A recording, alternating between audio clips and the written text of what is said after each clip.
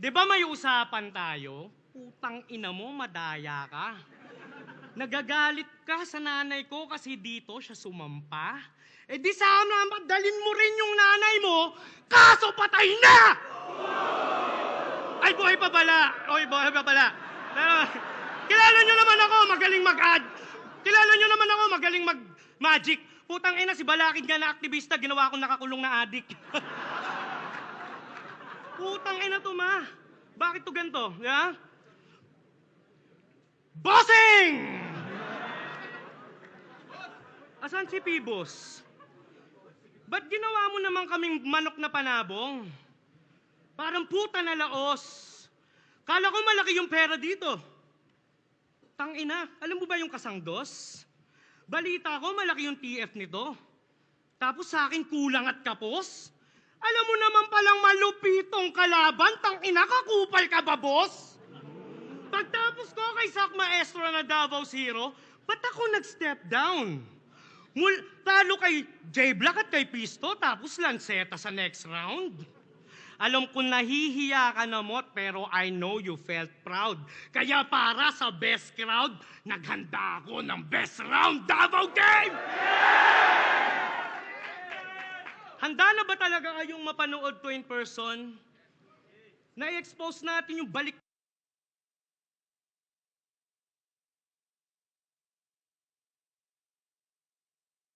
attention. Yung mama gagawing am-am kasi yung bata gutom sa attention. Iko-connect sa nagwawala tas irarhyme sa fukuda. Yung style ko parang batang nakadede kasi nakasuso ka. Tapos yung ilaw ng tahanan gagawin mong kandila sa larawan. Hanggang yung lansetang makananay daw ay hindi makayanan. Ganun ba yun? Paulit-ulit? Iisa lang yung trip. Ginagamit baliktaran parang iisa lang yung brief. Dugyot. Ano yung daldal gagawin mong ladlad para yung mga masa nalilito? Pwes yung las-las gawin mo mang salsal tinapos mo lang sarili mo. Parang lakaraan ko lang laban. Nag-snitch tsaka rato. Kaya kung gusto mo ng baliktaran, lahat kayo ilalaglag ko, tangina nyo. Parang panlalaglag mo lang sa mga tropa mong adik sa Cavite, no? Gagawa ng album pa Consuelo.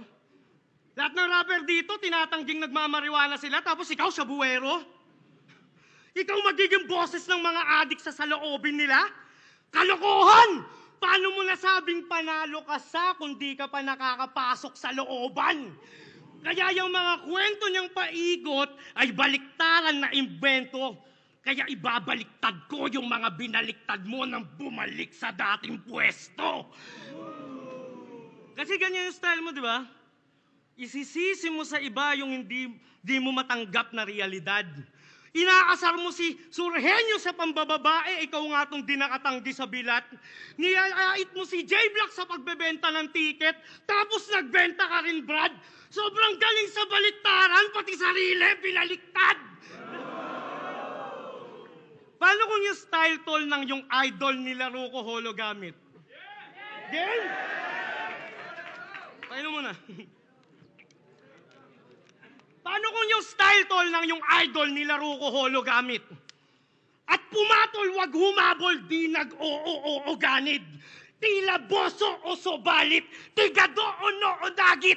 Saktong rifle sa yung eyeball, kita mo to, automatic.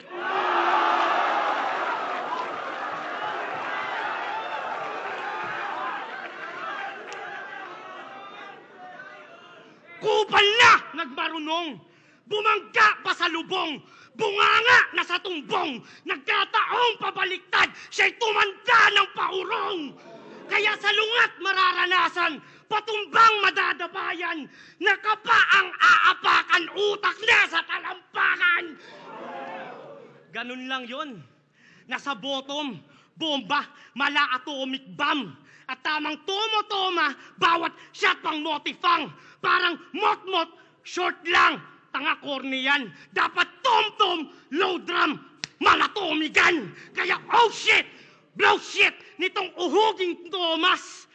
Whole clip, parang COVID, iyong ubusin, Thomas! MP5 na nilason, ang pesticide na binaon. So let us pray para kay Mot and let these bygones be bygones!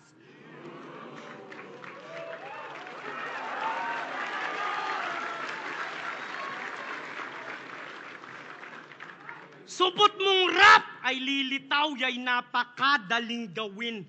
Hubot-hubad na liligaw, wala nang babalik ta rin. At tamang anagram niya laban sa may holo sapagkat di mo kayang baliktarin kapag tumutugma lahat. Tamang balat panay bakas, salamin na babasagin, ramdam agad siya ay malas, na kahit saan pa mandaling, yung kabaliktaran niyang galing, kaliwat kanan man dating, walang talab sa may talas na kabilaan ng talim. Kaya alam nyo na kung sino talaga sa amin matindi. Parang bumising ka sa bangungot, umiiyak, humihigbe. Ano, kabaliktaran pa rin ba ang panaginip? Ang sagot ko dyan, hindi.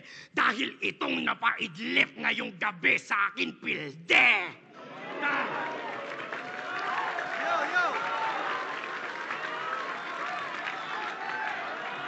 Yo! Nabanggit niya. Oo, kay Pistol tsaka kay J-Black. Nagmukha akong alanganin. Kasi nakipagkasundo sila sa dami ng bilang ng linya na susulatin. Kasalanan ko bang tumupad sa usapan na nagawa nilang dayain? Kasi kung mas mahaba yung mga rounds nila, talagang magmumukhang mas marami yung nasuntok nila sa akin. Parang ikaw, usapan natin 48 to 50 lines. Tas yung rounds mo ang haba. Kaya pala sa messenger, puro ka paalala. Tanginan to, kabadong mandaraya. Pues wala na akong pake sa opinyon ng mga leche. Lalo na kung di nyo naman alam yung nangyayari sa likod ng lente. Tangina ang ingay! Pero yung suntok ang hihina kung i-rate nyo.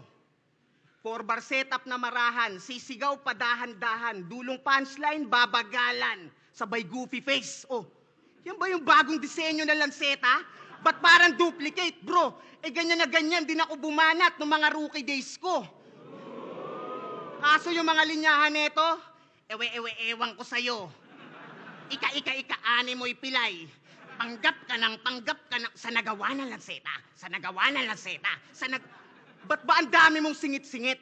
Masabi lang siksik, paulit-ulit yung mga giit-giit. Sinisigaw pa ng pilit-pilit. Pag pinakinggan, parang ang sikip-sikip. Pag nagsusulat ka siguro, all caps, tas dikit-dikit. Sulat doktor kapag lumetra. Nagmamagaling sa titik to. Yan ang bagong disenyo ng reseta. Tatak nyo sa isip nyo. Di nyo ba pansin sa mga bara niya? Puro drugs na tema yung patok. Habang nagte-therapy session si Akata, ito nagre-rekomenda ng gamot. Kaya pala galit ka kay Apok. Kasi gusto mo ikaw yung nurse. Dinidis mo kanyang kurso, makapagsimula lang ng discourse. Kasi mula maikumpara kay Sayad, ginusto niya na ring maging isa sa kamao. Kumulab kay Tats, baka mailakad, kaso diri na salo. Kasi si Arik di pumayag hanggang sa naging tanggal na to. Yung uprising hindi nagbukas palad, yung pa naging sampal sa'yo. Ano, masakit? Pues balik tayo sa reseta, baka sakaling gumaling. Kaso mas lumalim lang yung sugat nung nagkapit patalim. Ngayon si Anigma lagi kinukupal sa mga linyang matabil. Parang reseta nga yung sulat, laging may arik sa papel. Anong katwiran mo kay sir? Hindi patas yung bayaran sa liga? E nasa wak ka na tir? Yan, hinilera ka tuloy ni Anigma kinakrak at kahir. Malaking bayad yung request kaya mabilis din na nag-flop yung karir. Nakuha mo nga yung TF paalis sa Ingles, get the fuck out of here. Pero simula nung nakalas, yung kakupalan, dumalas. Hinayaan tong di naman kawalan. Ayan, kawalangyaan yung lumabas. Bakit? May beef ka dun kuno? Pagtapos ka, bigyang pangalan? Yung malaking dahilan kung ba't ka nabuo sa ibang liga mo, sinisiraan? Sa bagay, kapag gawa-gawa nga yung gulo, talagang malakas pagkakitaan. Tung walang utang na loob, sa palabas na lang binabayaran.